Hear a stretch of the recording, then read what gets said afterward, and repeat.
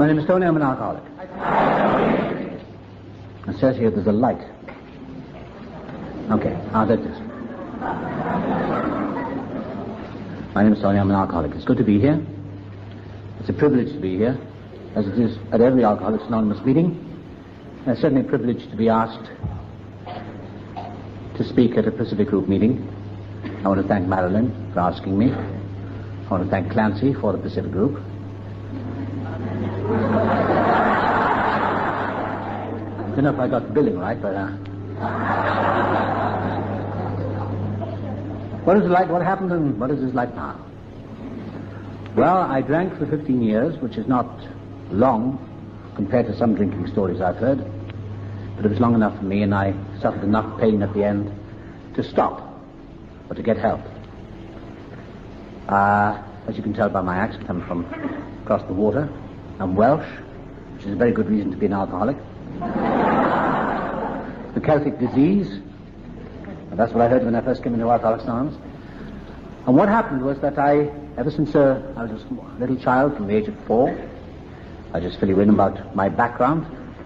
When I was 4 years of age, born in South Wales, my first memories of school convinced me that I was from on the wrong planet. I certainly didn't know what anyone was talking about. I had no friends, no school kid friends. I was the source of worry to my parents, especially my father. I was the only child. My father used to say to my mother, there's something very wrong with this boy, which is not the best foundation for mental health or confidence. He didn't mean any harm by that, but that's what he said. And I can remember lying in bed when I was a kid and listening to my father next door whispering to my mother or talking about me. So I didn't have much confidence in myself. And I used to sit at the back of the class in school with my mouth open, and I didn't know what they were talking about. And that stayed with me right up through all the years, through my adolescence, which is a painful time, as it is for everyone, my adolescence, through my early adulthood, if I ever reached early adulthood, right up until that first night in the Pacific Palisades meeting on December 29th, 1975. And I sat in that big room, and a man called Chuck C. got up there to speak, and I realized that I was not alone and that I'd somehow come home. I didn't take that in intellectually. I understood intuitively, down in my gut, that I'd arrived home, that something had happened to me, that something significant had happened to me to change my life. Now, it sounds very simple, but that is exactly what happened. And it changed my life. When I left school, I had no future at all. By a series of accidents, I sort of stumbled into the acting profession. I became an actor, and I thought that would fix me. And I thought that if I could work hard and really achieve success, then I would be fixed. The feelings inside me would go away. And of course, there were moments when they did seem to have receded. Then about the early 1960s, I started drinking in a real alcoholic way. When I was doing my military service or draft, I didn't get into any trouble with booze. But when I started drinking in the early 1960s, it was the beginning of a rapid descent into what I can describe as hell. And I worked in my profession. I became a successful actor early on. I always worked. I was very little unemployed. But I worked harder than I was necessary, really. I used to be ahead of everyone 3 hours. I used to get to rehearsals 3 hours ahead of everyone else, 7 o'clock in the morning, so that I could beat everyone at the game, so that I knew all my business. I knew everything that was meant to be known, so that nobody could cross me, and especially directors, anyone in authority could even look at me in an odd way. I'd get them. And I knew my stuff. I knew what I was talking about. Well, so I thought. I knew a lot. But it was killing me. Because I started getting quite successful in my job, and the feelings got worse and worse and worse. I don't want to dwell on that side of my life, because that's something that was all part of it. But a lot of extraordinary things started happening. In 1974, one of my big dreams was to come to America. And I came to New York to do a play, and I discovered the magic of the American bar. And they don't close, like they do in England. And I'd also discovered tequila. I'd been in America about a year before, here in California, and I discovered tequila. And I loved tequila, and it did things to my brain which really were a warm-up for this program. I went back to England in 1974, early 74, and I used to watch television, and I knew I was coming back to America to do this play. And I used to watch television, and I used to watch programs like Starsky and Hutch, and I remember saying to my wife, once looking at one of these films, I said, I bet they all drink tequila. And she, not being an alcoholic, gave me one of those strange looks that they give you. Uh-huh.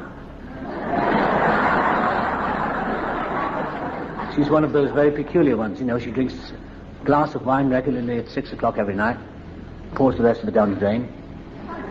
Sometimes she pours it back into the bottle if she's poured too much. She smokes 2 cigarettes a day and doesn't inhale. I don't know what her problem is, but she's very, very strange. She's not an alcoholic. And I appreciate that, because that's the way she is. And I have friends who are not alcoholics, and they still are a puzzle to me. Old friends. I've got a friend of 30 years standing, and we go out to dinner sometimes, and my wife and his wife, and they have a half bottle of wine between them. And when the waiter comes and they taste it, my wife usually does the tasting. She's the expert, and she swirls it around in her mouth. I thought, what the hell is she tasting? And then she looked at the waiter. She said, it's a bit nutty. Yes, I think that's going to be okay. They leave it. They leave it. Very odd. But anyway, 1974, I came back to America. I came to New York, and I couldn't wait to get to those bars. And I started my job. I started rehearsing, and I turned up for my first rehearsal. There was a party the night before the first rehearsal day, and I turned up smashed, drunk, out of my mind and insane, and I told the playwright what was wrong with this play immediately. I told everyone else what was wrong with them. There was one woman in that party who was an alcoholic, and is a member of AA, and she looked at me with one of those AA smiles. Her name is Mary, and I think it is because of her, the grace of God and Mary, who really saved my skin, because she didn't she didn't lecture me, she just smiled at me a lot. And she knew I was a full-blown alcoholic as soon as she met me. We started rehearsals, and the play opened. It was a very successful play, and she used to keep an eye on me, but she never told me anything about alcoholism. Other people pointed her out to me, and they said, Mary's an alcoholic. She's a member of AA. Scar, poor woman. I said, is that why she smokes so much? Because she'd have to smoke to stop herself going crazy. And they said that she doesn't drink anymore. What they were doing, they were feeding me with this information. And one night I took her out for a drink over in the pub or over the bar, whatever, and I didn't try to force a drink on her, but I knew that she was an alcoholic, and I asked her a few questions. And then things got worse for me towards the end of my run in New York in 1975. I was very, very ill one night, and I'd been smoking a bit of grass. That wasn't my booze, was my thing, but I was very drunk one night, and I'd been smoking Acapulco Gold, whatever that is. And the CIA and the FBI were after me, and so I asked Mary, I said, listen, can you take me out tomorrow? Can we talk? Because I'm in bad shape. She said, yeah. So we went out for lunch next day, and she told me all about alcoholism. She told me all about this program. But in a very, very simple, insulting way, she said, if you don't take the first drink, you can't get drunk. Which was very insulting to my intelligence. And she said it's like getting on a subway from Park Avenue and going all the way down to the Bowery. She said, you can get off any stop you like. I thought, what the hell is she talking about? She's like an elevator going from the top floor to the basement. You can get off at any floor you like. I thought, what's she painting these pretty pictures for me? I said, I know that. She said, would you like to come to a meeting? I said, no. She said, okay, and she smiled at me. She said, well, maybe you're not an alcoholic. I said, I don't think I am. I've just got a problem with drinking. So I stayed dry for 6 weeks, and it was okay, and I felt quite comfortable. It's one of those deceptive things, as the devil got into me. I stayed dry for 6 weeks, and I really felt okay. I didn't want to drink. I used to go to the bar, drink gallons of tonic water and Diet Pepsi and all that stuff, but I felt all right. I had one scare. I'd been in the hospital in New York with a clot in my leg, because my lifestyle was getting to me, and the doctor said, you're going to die one day. You're going to die pretty soon. He said, how old are you? I said, I was 37 then. He said, well, you're going to die soon. He said, I don't think you'll make it until 40. And I got out of hospital, and that didn't scare me. I went back to the booze, I went back to drinking, I went back to everything else. But anyway, I got those 6 weeks dry under my belt, and at the end of my last night in New York, went to a party and I thought, well, I've got no problem with this now because obviously I'm not an alcoholic. I've been able to handle it. And I poured into my Diet Coke or whatever it was, vodka, tequila, whatever it was, I can't remember. And that was the beginning of, I don't remember much about that night. Remember nothing, in fact. Next day I got on the plane and came out here to California. June 30th, 1975. And I stayed dry for a few more days. I was so shocked and disgusted with myself because I thought, well, you know, there's something wrong with me. But I stayed dry and I started work on a television thing. I was up at the beach here at Malibu and I saw this actress who said, would you like a drink at the end of my first day's work? And I said, no, I better go home because I think I've got a problem with it. She said, well, you know, we won't, just one. It's only 5:30. I said, what is it? She said, tequila. And she had one of those coffee cups, polystyrene cups, you know, and I could hear the ice rattling around. And then I said, well, just one. And 6 months later, I woke up in AA. And that was the worst drinking. It was 6 months of real hell. I started hallucinating. I spent time up on Trancas Beach. I didn't know where I was most of the time. I started talking to the sea and it started talking back to me. And I really did hear voices and I started having quasi-religious experiences, which is very strange because I was an agnostic.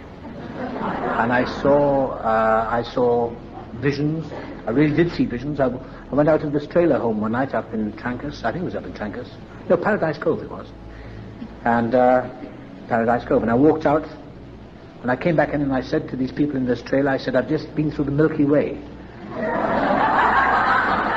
said, uh-huh. Because I looked up at the stars and they came right down to me. I thought I'd been touched by God. And I was in hell. And what happened to my wife left me. She went back in Christmas 1975, back to England to let me die and get on with my life or whatever I was choosing to do. She didn't know what was up. She didn't know what was going to happen. She'd had enough. She was tired and exhausted, and she never nagged me. She was born for Al-Anon, but she never nagged me.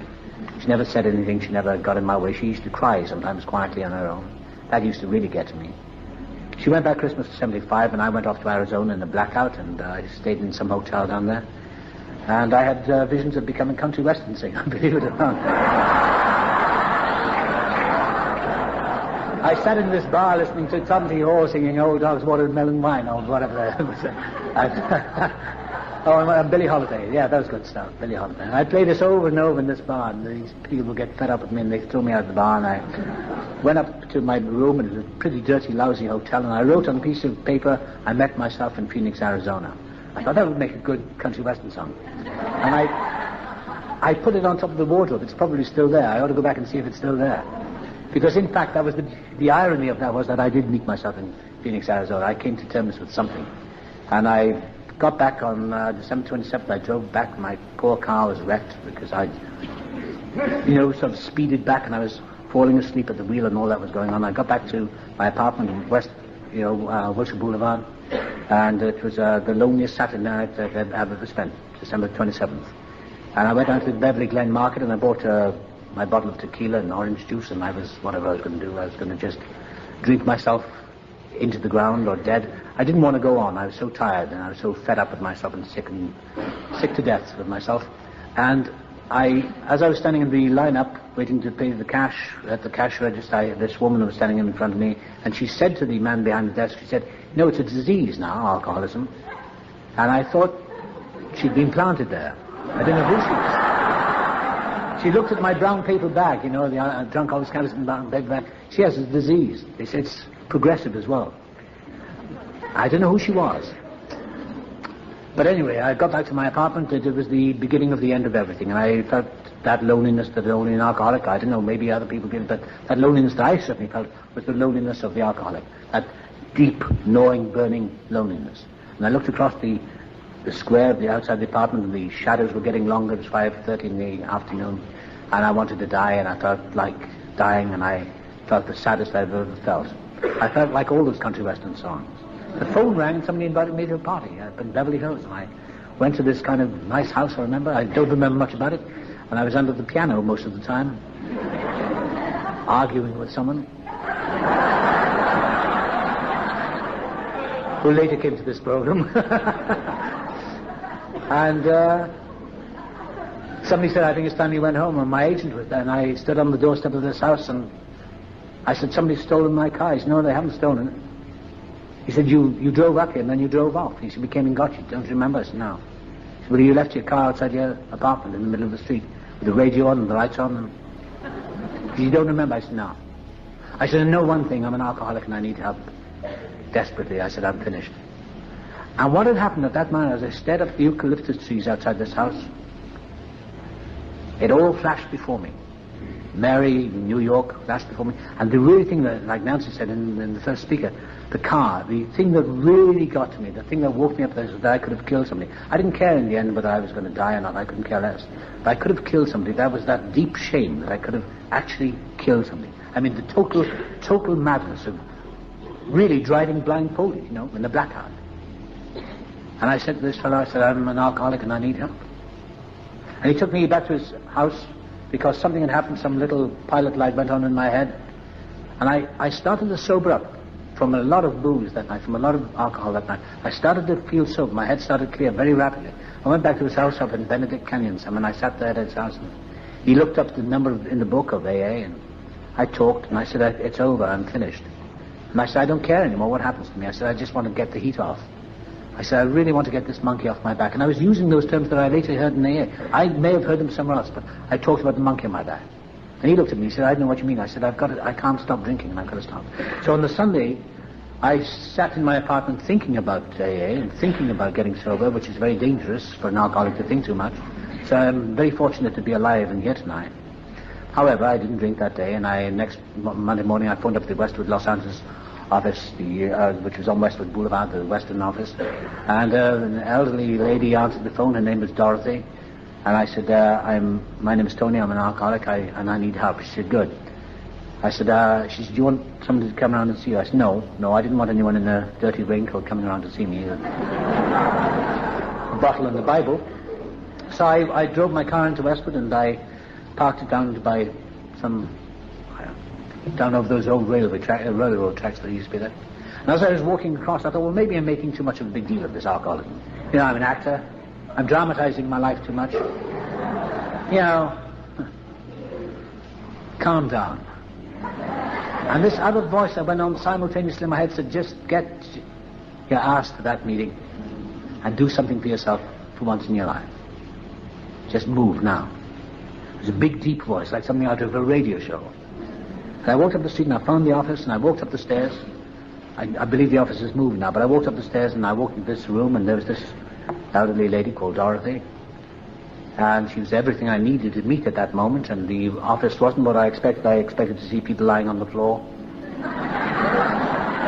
with 6 days of growth on their chins, and like a weary willy, I expected in AA, I thought people would all hold hands together and you say, you can go out and drink on Thursday, and then we'll come out with you, and we can drink on Thursday, and that's how I thought it worked. I didn't know what it was.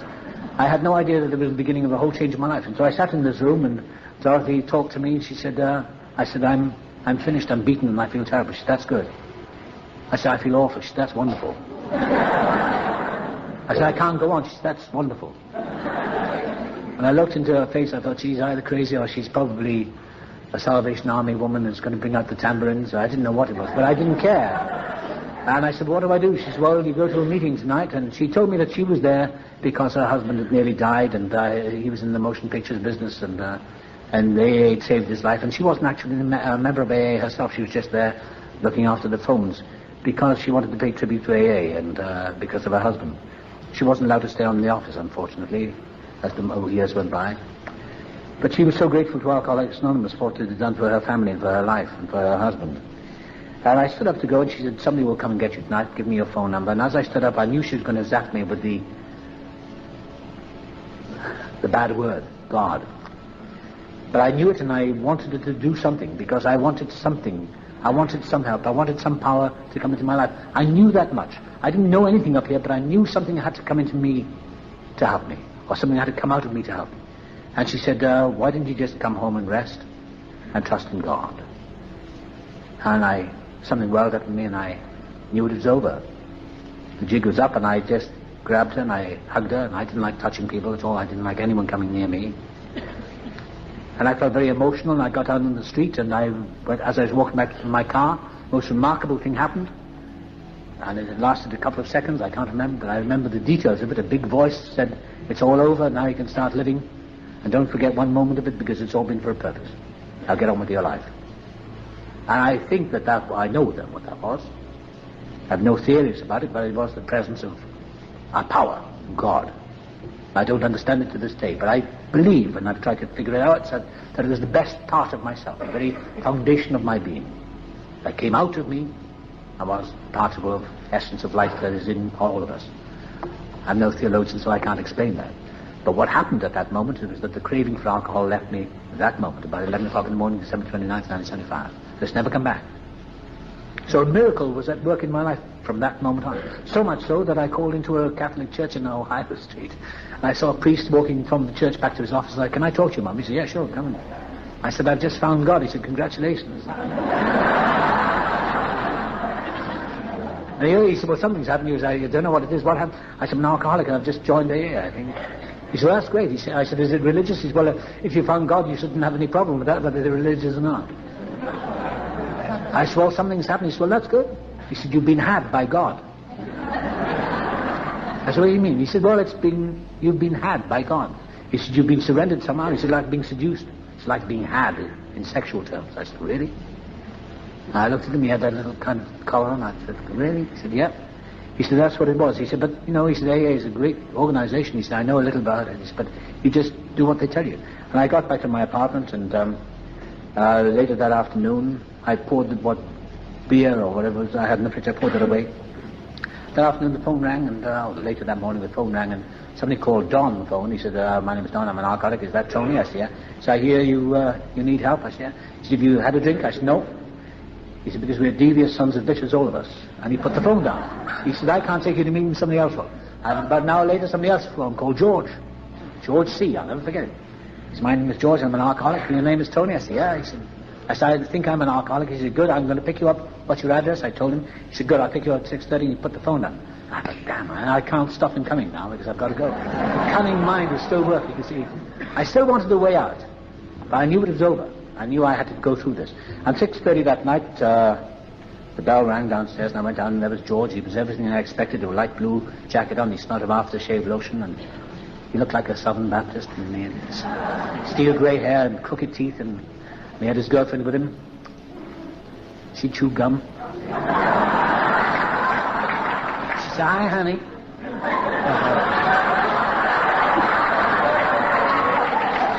I sat in the back of their car. I thought, God, I'm in with the loonies now, the moonies. Oh, he drove up over Sunset, and I could see the back of his grey head, and he talked about the ego, and he never shut up for the whole journey. He talked about bottoming out. I didn't know what he was talking about. But I knew something, and I could smell this aftershave lotion. I thought, I'm really in with the crazy people now, but I don't care. I'll do anything they ask me to do. I don't care anymore.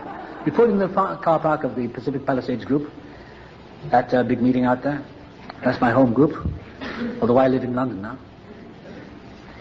And as I got out of the car, there was an elderly fellow walking ahead, and he was an actor I'd worked with. He was quite an old man. And he was walking ahead down into the main meeting, and I said to George, I said, what's he doing here? He's an alcoholic. I said, "Is he really?"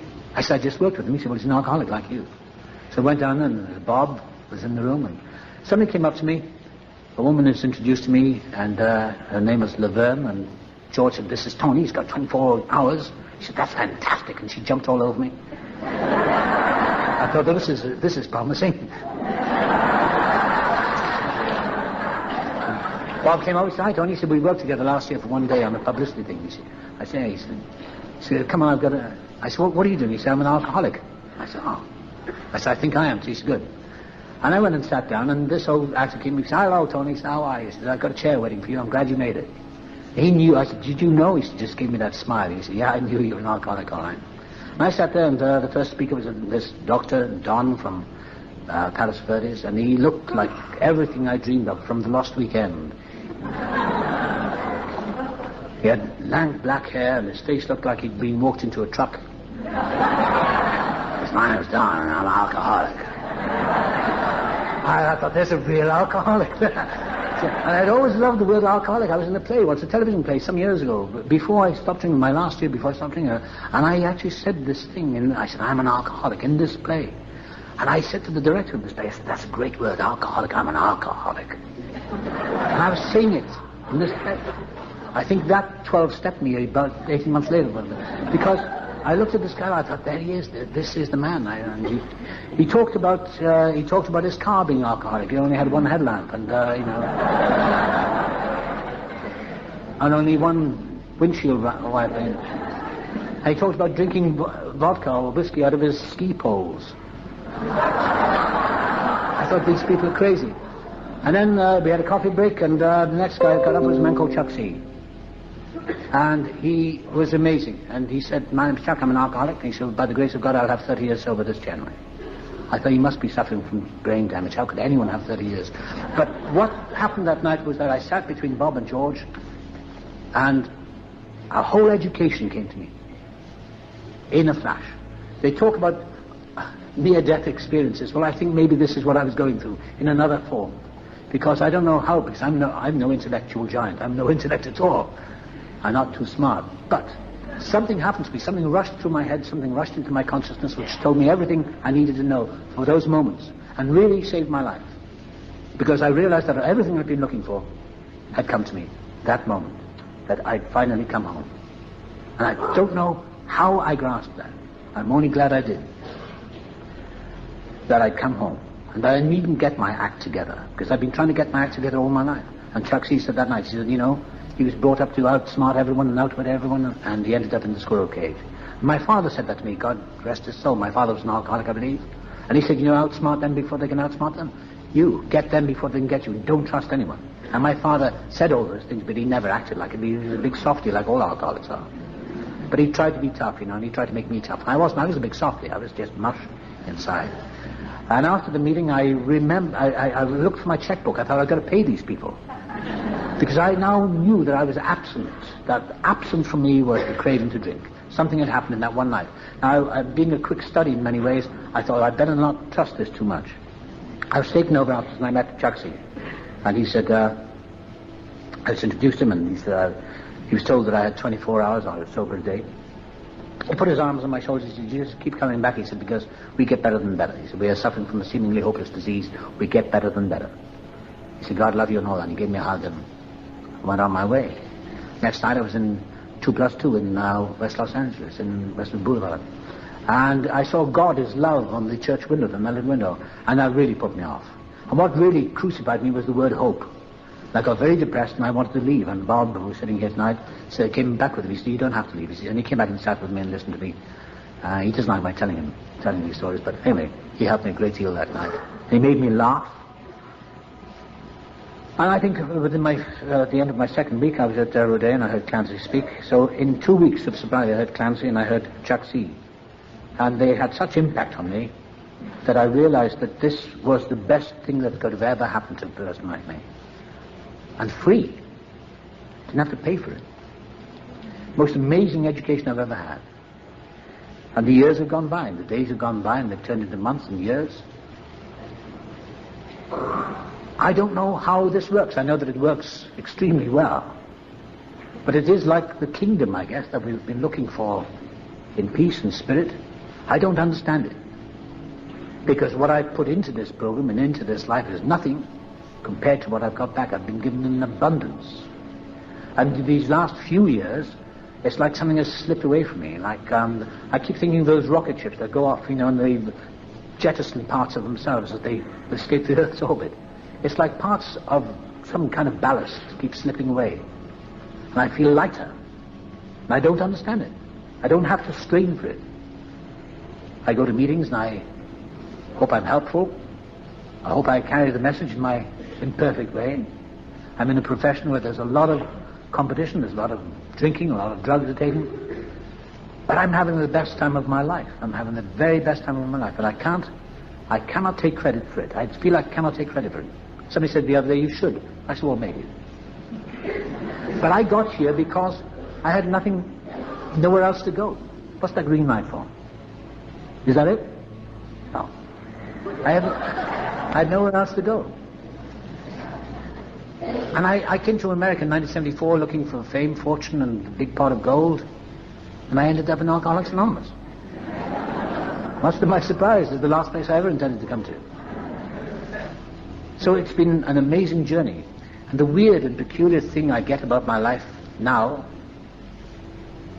in a strange way, and I can't really describe it, is that in a strange way it's none of my business. I get out of bed in the morning and I'm not a deeply religious person. I don't know what I am. Sometimes I have a lot of doubt. Sometimes I think, well, maybe there's nothing there at all. But then I check out and I think, well, how have I stayed sober for 18 years? Through groups like Alcoholics Anonymous, the Pacific Group, through people like Clancy, through Chuck C, through Bob, through all of you. But how? So I don't analyze anymore. Try not to anyway. And just accept, because I said to someone when I got sober, I said, why did it happen? They said, why not? So from my not very smart brain, that's a good enough answer. Why not? This green light is staring me in the face. I don't really have much more to say, except that I'm immensely grateful. I don't want to go on talking because if I've run out of... I'm so grateful.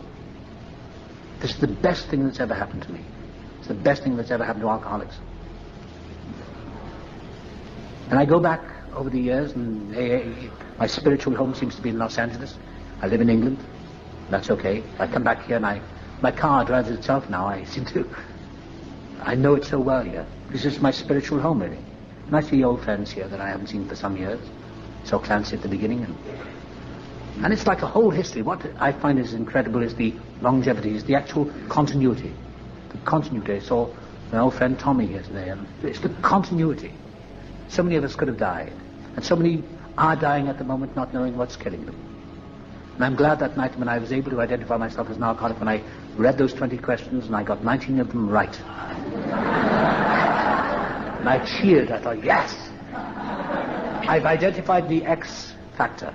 I've identified the brand mark. Drunk. And it's like a medal. And my drinking years are all part of my sobriety. I wouldn't have missed it. I don't want to go back there. But I wouldn't have missed it for the world because I've been given 2 lives. Not much more to say. Except I thank you very much. I thank Marilyn, I thank Clancy, I thank you all for a wonderful life. God bless you all. Thank you very much.